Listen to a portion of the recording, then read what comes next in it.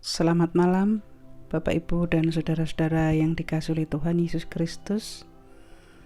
Jumpa lagi dengan acara Renungan Harian GKJ Semarang Timur, Sabtu 9 April 2022. Malam ini mengambil tema dimulai dari pikiran. Diambil dari kitab Injil Lukas pasal yang ke-22 ayat yang pertama sampai yang ke-6. Namun sebelumnya, mari kita berdoa. Tuhan Allah Bapa kami di surga, kami mengucap syukur untuk penyertaan Tuhan di sepanjang hari ini. Engkau sudah menyertai seluruh aktivitas kami, pekerjaan yang Tuhan percayakan kepada kami boleh menyelesaikannya. Dan malam hari ini ya Tuhan, kami ingin bersama-sama mendengarkan firman Tuhan. Mampukan kami tidak hanya membaca, tidak hanya mendengar, tapi biarlah Roh Kudus memampukan kami melakukannya dalam hidup kami sehari-hari. Berfirmanlah Tuhan, kami siap mendengarkan. Di dalam nama Tuhan Yesus Kristus kami berdoa. Amin. Lukas pasal yang ke-22 ayat yang pertama sampai yang ke-6. Hari raya roti tidak beragi yang disebut Paskah sudah dekat. Imam-imam kepala dan ahli-ahli Taurat mencari jalan bagaimana mereka dapat membunuh Yesus sebab mereka takut kepada orang banyak. Maka masuklah iblis ke dalam Yudas yang bernama Iskariot, seorang dari ke-12 murid itu. Lalu pergilah Yudas kepada imam-imam kepala dan kepala-kepala pengawal bait Allah dan berunding dengan mereka bagaimana ia dapat menyerahkan Yesus kepada mereka. Mereka sangat gembira dan bermufakat untuk memberikan sejumlah uang kepadanya. Ia menyetujuinya. Mulai dari waktu itu, ia mencari kesempatan yang baik untuk menyerahkan Yesus kepada mereka tanpa setahu orang banyak. Yang berbahagia adalah setiap orang yang mendengarkan firman Tuhan, tapi juga mereka melakukannya dalam hidup sehari-hari. Haleluya. Tema renungan kita adalah dimulai dari pikiran. Bapak, Ibu, dan saudara-saudara yang dikasihi oleh Tuhan Yesus Kristus, tanpa terasa kita sudah memasuki akhir pekan di minggu pertama di bulan April ini. Besok pagi kita merayakan Minggu Palmarum, kemudian dilanjut dengan Kamis Putih, Jumat Agung, Sabtu Sunyi, dan Paskah. Perayaan-perayaan itu tentu kita tahu bahwa kita menghayati kesengsaraan Yesus sampai kepada kebangkitannya di hari Paskah. Dari rangkaian Paskah peristiwa itu, tentu kita tahu ada salah satu tokoh murid Yesus yang sangat fenomenal, yaitu Yudas Iskariot. Nah, kita saat ini menceritakan bagaimana sepak terjang salah satu murid Yesus itu.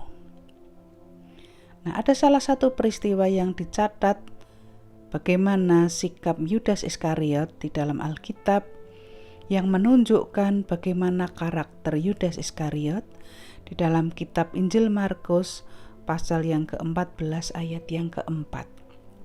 Yaitu ketika seorang perempuan mencurahkan minyak ke atas kepala Yesus, itu sebagai pemborosan menurut Yudas Iskariot. Namun sesungguhnya Yesus tahu apa yang ada dalam pikiran Yudas Iskariot. Yudas Iskariot hanya memikirkan materi, memikirkan uang. Dia adalah seorang yang sangat kikir, dan di dalam pikiran dia bagaimana dia mendapatkan keuntungan sebanyak-banyaknya. Hal lain yang dapat kita lihat dalam nats kita pada malam hari ini adalah ada beberapa kelompok orang yang memikirkan dan merancang hal yang jahat. Dan di dalam nats kita pada saat ini dilakukan oleh imam-imam kepala dan ahli Taurat. Mereka berpikir keras bagaimana mereka dapat menangkap dan membunuh Yesus. Tetapi mereka tidak tahu bagaimana caranya karena takut dengan banyak orang. Kita tahu Yesus selalu berada di tengah-tengah banyak orang. Banyak orang itu selalu mengikuti Yesus kemana Yesus pergi. Mereka antusias dengan pengajaran Yesus. Mereka mencintai Yesus. Mereka selalu dekat dengan Yesus. Nah, mari kita lihat bagaimana imam-imam kepala dan ahli Taurat selanjutnya. Hati dan pikiran mereka yang jahat membuat mereka mengabaikan tugas dan tanggung jawab mereka sebagai tokoh agama. Peringatan Paskah sudah dekat.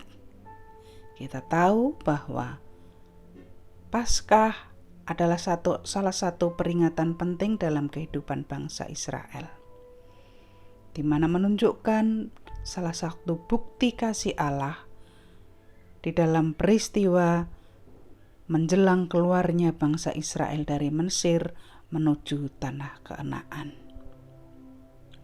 Semestinya imam-imam dan ahli Taurat itu bersiap diri untuk mempersiapkan hari raya yang istimewa itu. Tapi sebaliknya, justru mereka merancang hal-hal yang jahat.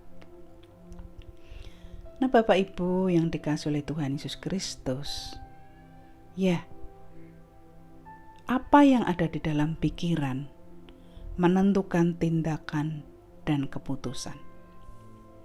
Segala sesuatu dimulai dari pikiran. Kalau pikiran seseorang itu positif, maka tindakan-tindakannya tentu baik dan benar.